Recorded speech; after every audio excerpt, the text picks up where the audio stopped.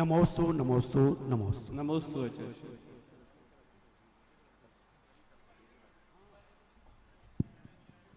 ओम नमः सिद्धेभ्यः।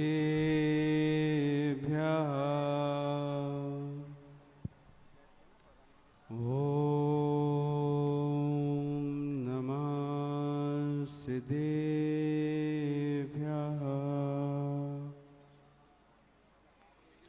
ओम नमः सिद्धेभ्यः।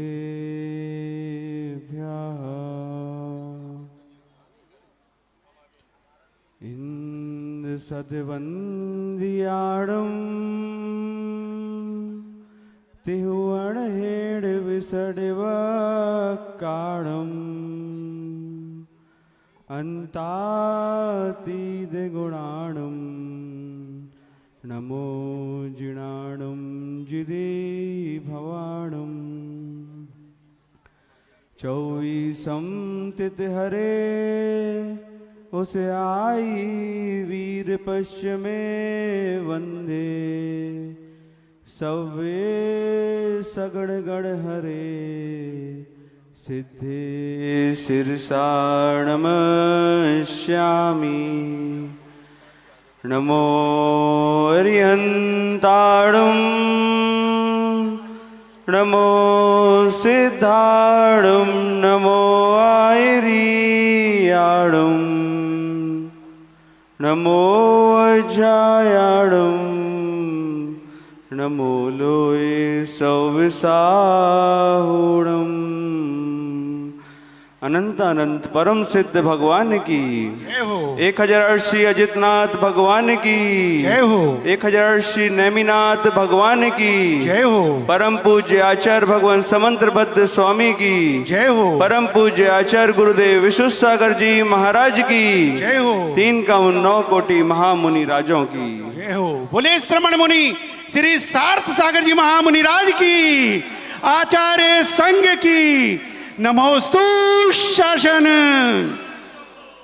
भवबंधुओं, अंतिम तीर्थेश भगवान वर्धमान स्वामी के शासन में हम सभी विराजते हैं। भगवान सर्वज्ञ प्रभु ने जो द्रव्य पदार्थ तत्व की जो निरूपणा की है, उसी को पूर्वाचार्यों ने लिपिबद्ध करके हमारे सामने प्रस्तुत किया है। ऐसे अंतिम तीर्थेश भगवान सर्वज्ञ प्रभु के नमोस्तु शासन में हम सभी विराजते हैं। आचार्य भगवान कह रहे हैं, भोगों को इतना भोगा कि खुद को ही भोग बना डाला। इस संसार में प्रत्येक जीव इन 4 संज्ञाओं के पीछे आहार, भय, मैथुन और परिग्रह के पीछे इस संसार में भटक रहा है। वह प्रतिक्षण प्रतिपल इन संज्ञाओं को कभी अपने नेत्रों से ढूंढता है तो कभी अपने मुख से इनके बारे में चर्चा करता है, कभी इन्हीं के बारे में सिर्फ सुनना पसंद करता है। इनके अलावा वह और कहीं पर इसका तत्व ज्ञान नहीं जाता। तो क्या ये हमारे नेत्र जो हैं वो नेत्र हैं कि हमारे जो मुख हैं जो इन संज्ञाओं के बारे में बात कर रहे हैं, क्या वो मुख है हमारे पास? कि हमारे पास जो कर्ण हैं जिनसे हम इन संसार की भौतिकताओं की इन संज्ञाओं के बारे में जो बातें कर रहे हैं, वो क्या कर्ण है हमारे? इसी को आचार्य भगवान अमोघ ऋषि स्वामी ग्रंथराज प्रश्नोत्तर रथ मालिका में कहते हैं कि को अंधो यो अकारता, को बधरो या श्रोणति ना हितानी, को मूको यो काले प्रयाणी वक्तुम न जानाति। आचार्य भगवान कह रहे हैं कि इस संसार में अंधा कौन है, इस संसार में बहरा कौन है कि जो हमें प्रिय हित मित बातें जो ना सुनना पसंद करे, वही इस संसार में बहरा है।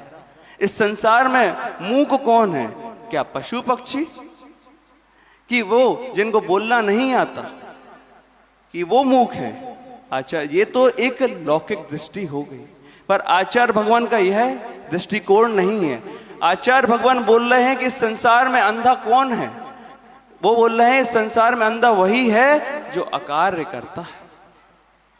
अकार्य मतलब कि जो अशुभ का आश्रय कराए वह सब हमारे लिए अकार्य है। हमें इसी अकार्य के बारे में जानना है कि हम ये नेत्र का सही उपयोग कर सकें, इसका सदुपयोग कर सकें, यही हमारा दृश्य है। अभी हम सभी ने एक भैया जी को देखा जो आचार्य भगवान से निवेदन कर रहे थे कि हमें अपने संग में रख लो। यह दृश्य देख के आपको कैसा लगा? आपको लगा कि हम भी वैराग्य के भाव ले लें? तो आचार्य भगवान हमेशा क्या कहते हैं अपने प्रवचन में कि वस्तु को देखने से विचार बदलते हैं। ये चीज आज हमें प्रत्यक्ष में घटित होती दिखी कि जैसे उन भैया जी को देखा कि उन्होंने वैराग्य के लिए आगे बढ़े, उनकी मां रो रही थी, उनकी बहन रो रही थी, पर उसके प्रति हमारे भाव भी कैसे हो रहे थे कि काश हम भी वैसी दृढ़ता संयम का पालन कर सके। यही है उस वस्तु को देखने से। अगर आप शुभ वस्तु देखते हो तो आपका शुभ आश्रय होगा, और आप अशुभ वस्तु देखते हो आपका अशुभ आश्रय होगा। उस आश्रय को अगर हमें रोकना है तो हमें उस शुभ अशुभ को समझना पड़ेगा।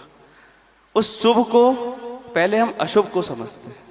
आज इस पंचम काल में, इस दिल्ली जैसे महानगरी में, जहां हर नुक्कड़ में कहीं कैफे दिख रहे हैं, कहीं पर कोई मूवी के ट्रेलर दिख रहे हैं, कभी मोबाइल में रील्स दिख रही है, और क्या हो रहा है, कभी कभी खाने के नए नए स्टॉल दिख रहे हैं, और आपका क्या हो रहा है, वहां से निकलते हो और आपके वस्तु तो देखने से विचार बदल जाते हैं।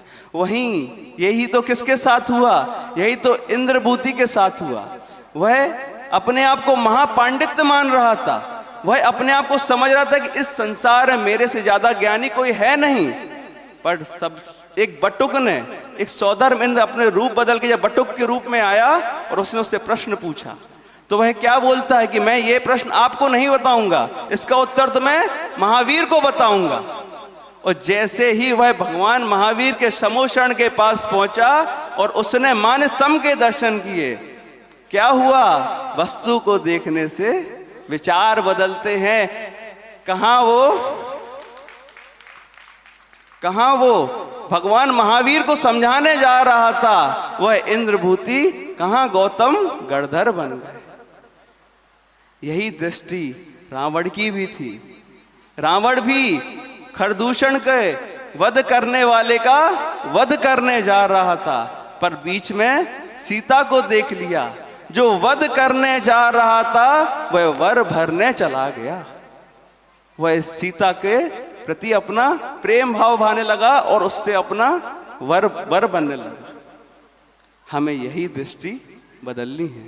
आचार्य भगवान मानतुंग गोस्वामी अब बोल रहे हैं कि भाई हे भगवान, इस संसार में मैंने सब अवस्तुओं को तो देख लिया, वस्तु तो है क्या ये तो बताइए।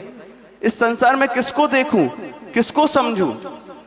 तो वे कह रहे हैं मन्ने वरम हरिहरादेव दृष्टा दृष्टेषु येषु हृदयं त्वयि तोषमेति किं वीक्षितेन भवता भुवि येन नान्या कश्चिन् मनोहरतनाथ भवांतरेपि। भगवान कह रहे हैं, आचार्य भगवान कह रहे हैं कि हे भगवान आदिनाथ स्वामी, मैंने इस संसार में ना जाने कितने पाषाण की प्रतिमाओं को देखा, नाना दर्शनों के गुरुओं को देखा, पर मेरा मन तो सिर्फ आपको देख के ही लगा है। ऐसी दृष्टि हम यहाँ पर लगाए। हम यहाँ पर आए हैं, साक्षात गणधर परमेष्टि बैठे हैं, और हमारी दृष्टि यहाँ पर उनके प्रति कहीं और पे जाए तो आपकी वह दृष्टि में दोष है, उनमें दोष नहीं। ऐसे ही यहाँ पर हमें जो जिनवाणी मिली है, इसका हमें स्वाध्याय करना चाहिए। इन्हीं स्वाध्याय में अपनी दृष्टि लगानी चाहिए। इसलिए तो आचार्य भगवान ने कहा है कि साधु कार्यम तपाश्रुता, कि तप और शुद्ध में ही लीन रहें वो। हमें अपनी दृष्टि का सदुपयोग करना है। ऐसे ही आचार्य भगवान कह रहे हैं कि दर्शनम देव देवस्य, प्रतिदिन आप पढ़ते हो उसको, पर इसका कभी अर्थ समझा है क्या? कि दर्शनम देव देवस्य, दर्शनम पाप नाशनम, दर्शनम स्वर्ग सोपानाम, दर्शनम मोक्ष साधनम। वे कह रहे, हे जिनेंद्र भगवान, आपके दर्शन मात्र से पापों का क्षय होता है। आपके दर्शन मात्र से स्वर्ग की सीढ़ियां मिलती हैं और वही मोक्ष का साधन है। हम भगवान के जब मंदिर जाते हैं तो हम मंदिर के अलावा, भगवान के अलावा बाकी सब उनकी विभूतियां देखते हैं। यही हम कितनी बार शमो शरण में गए, पर हमने देवादि देव को ना देख के वहां की झलकियों में फंसे गए। जो इन संज्ञाओं से छला जाएगा, कर्म उनको कभी ना कभी छल लिए जाएंगे। हमें यही ध्यान रखना है, क्योंकि अभी क्या कुछ दिन बाद श्रावण शुक्ला सप्तमी को क्या हो रहा है, भगवान पार्श्वनाथ भगवान का मोक्ष कल्याणक है। सब लोग कहीं कोई पार्श्वनाथ, कहीं कोई शिखर जी जा रहे हैं, कोई अई क्षेत्र जा रहे हैं। क्यों जा रहे हैं? पर आपने कभी यह समझा कि वे पार्श्वनाथ कैसे बने, वे भगवान सर्वज्ञ प्रभु कैसे बने? वे क्या कमठ के पत्थरों को देख रहे थे? वे कमठ के बरसात को देख रहे थे, वो उनके उपसर्ग को देख रहे थे।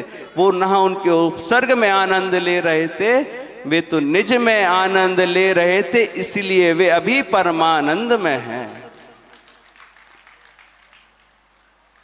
हमें भी वही दृष्टि, उसी दृष्टि पे हमें दृष्टिपात करना है कि आचार्य भगवान ने अभी क्या 2 और सूत्र बोल के रखे हैं कि संसार में बहरा और अंधा गूंगा कौन है, पर उसके लिए तो समय और चाहिए। वह समय अभी हमारे पास है नहीं। क्यों? क्योंकि हमें अभी आचार्य गुरुदेव को सुनना है। पर आप ये चीज जरूर समझो कि छोटे छोटे बच्चे रोज आते हैं, वो बोलते हैं कि पापा पापा मुझे गुरु जी के दर्शन करने ले जाओ। ऐसे ही जो हम सभी हैं, क्या किया हम लोग ने? सिर्फ उनके दर्शन ही करे हैं और हम सब यहाँ निर्गंत बन गए। ऐसे ही आप उन बच्चों को रोको नहीं, उनको आने दो। जो उनकी भवितव्यता होगी वो कोई टाल नहीं सकता। पर आप अशुभ का आश्रय क्यों कर रहे हैं? वो तो शुभ में अपनी प्रवृत्ति कर रहे हैं। हमें भी वही प्रवृत्ति रखनी है कि ना हम किसी को रोकें, ना हम किसी को टोकें। अगर हो सके तो हमें लोगों की अच्छाई, उनके गुण देखना सीखें, उनकी बुराइयां देखी ना सीखें। क्योंकि वह बुराई किसी में नहीं होती, वो किसी पक्ष से सही ही होता है।